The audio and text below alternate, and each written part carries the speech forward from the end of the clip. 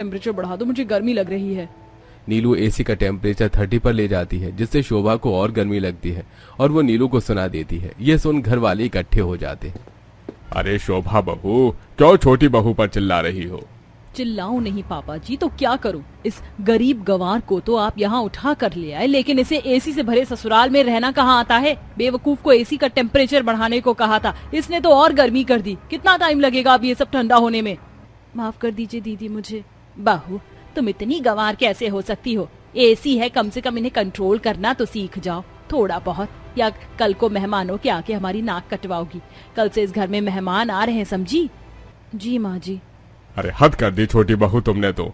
अगले दिन अवंतिका नरेंद्र के कुछ मेहमान आते हैं जो उनके एयर कंडीशनर घर से बहुत ज्यादा खुश थे।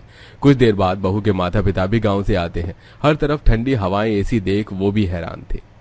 अरे मोरी मैया, नीलू तेरा ससुराल तो एसी से भरा है।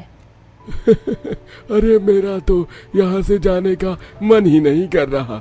ऐसा मन कर रहा है ठंडी ठंडी जमीन पर सो जाऊं। कुल्लू मनाली जैसा लागत है। बराबर बोले जी।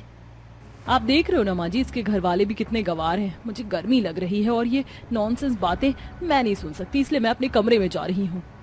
यह सुन नीलू को बहुत बुरा लगता है, फिर भी वो जेठानी से कुछ नहीं कहती और जेठानी अपने कमरे में 2 एसी चलाकर गाना सुनने लगती है। इतने में ब्लास्ट की आवाज आती है जिससे कमरे में आग लग जाती है।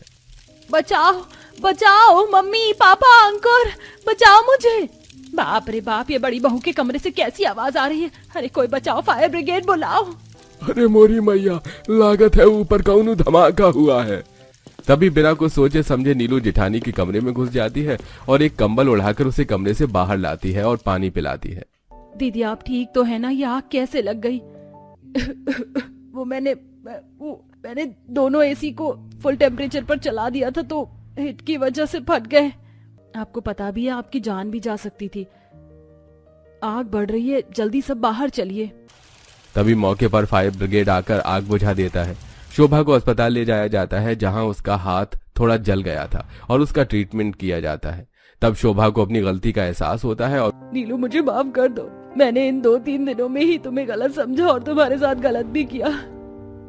छोटा गरीब गंवार कहा, उसके बावजूद तुमने आज मेरी जान बचाई। इस एसी की वजह से बहुत कुछ बोला, हो सके तो माफ कर देना।